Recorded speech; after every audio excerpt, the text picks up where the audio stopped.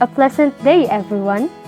As part of the Technology for Teaching and Learning 1 course, our video for today discusses the Dale's Cone of Experience.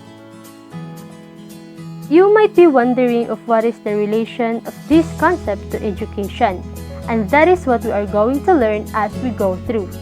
So, for all the on and pre-service teachers who are watching, please don't miss a second and reflect upon the knowledge you'd be getting from this video. Now, let us first get to know the proponent of this cone of experience. Edgar Dale was born on April 1900 in Benson, Minnesota. He was an American educator who made several contributions to audio and visual instruction, including a methodology for analyzing the content of motion pictures. He passed away on March 1985 in Columbus, Ohio. Moreover, he made a mark by his cone of experience. So what does Dale's cone of experience all about?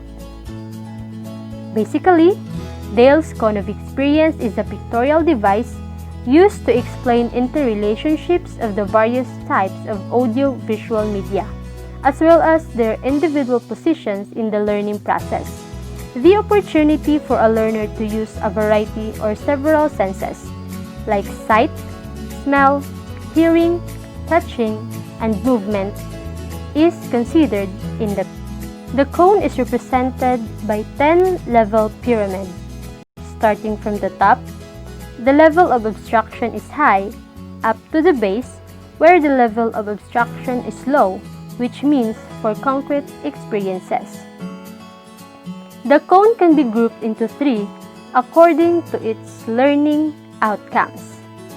From the first 3 media, which are the verbal symbols, visual symbols, and audio, people are able to define, list, describe, and explain, and can get mere information. Motion pictures, exhibits, field trips, and demonstration, on the other hand, enable people to demonstrate, apply, and practice on which their cognitive skills can be developed. And for the last 3 concrete media, dramatized experiences, contrived experiences, and direct purposeful experiences surely enable people to analyze, define, create, and evaluate, which also develop their motor skills and attitudes. And for deeper understanding, let us go on to each level.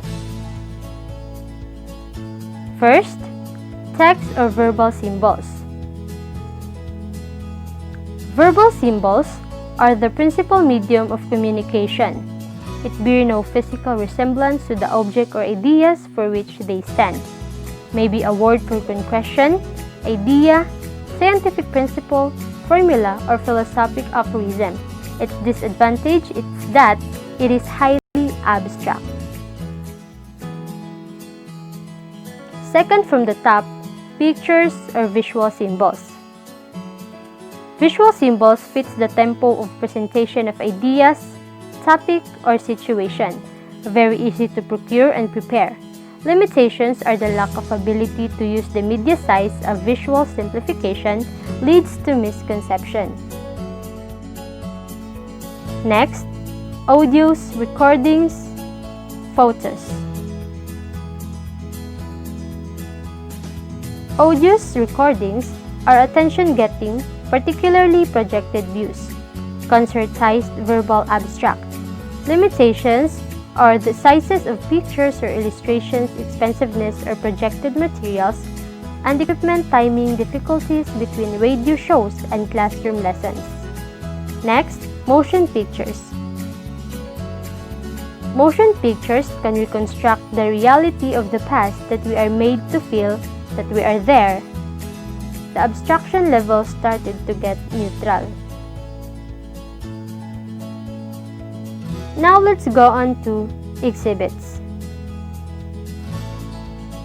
Exhibits are displays to be seen by spectators.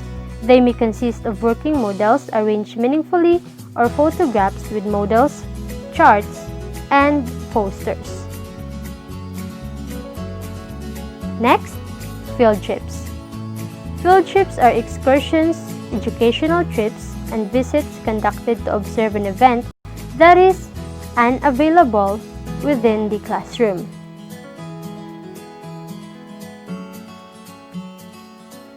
Next, demonstrations.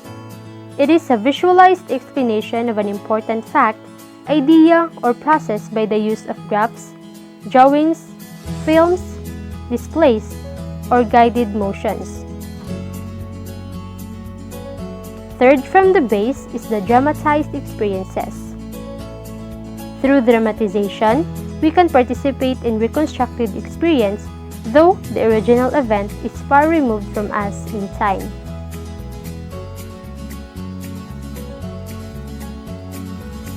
Second from the base, contrived experiences. We make use of representative models, mock-ups of reality for practical reasons. And lastly, direct purposeful experiences. It is the first-hand experience which serves as the foundation of our learning. Thus, this concrete concept needs to be experienced by every learners. Moreover, it was said that based on our level of involvement after 2 weeks, here's what we tend to remember.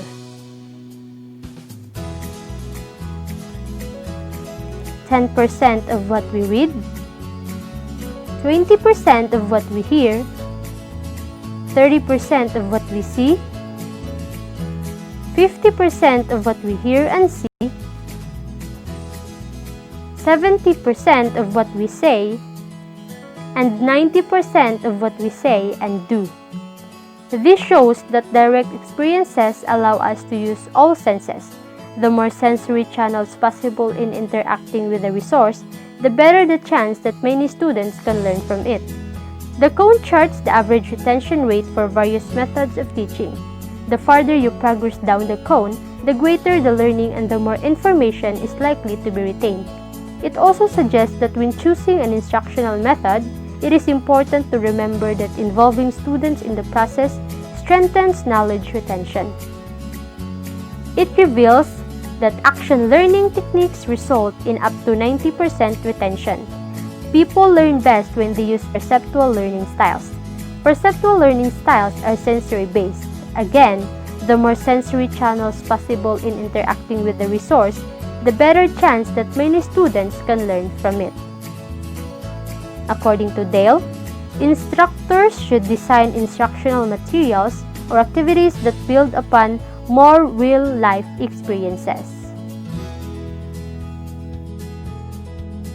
And that was Edgar Dale's Cone of Experience. I am Angelica B. Panong, and our course professor, Dr. May Q. Apat.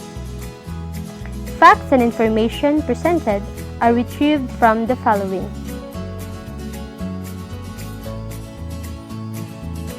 Hope you've learned something today. Thank you for watching.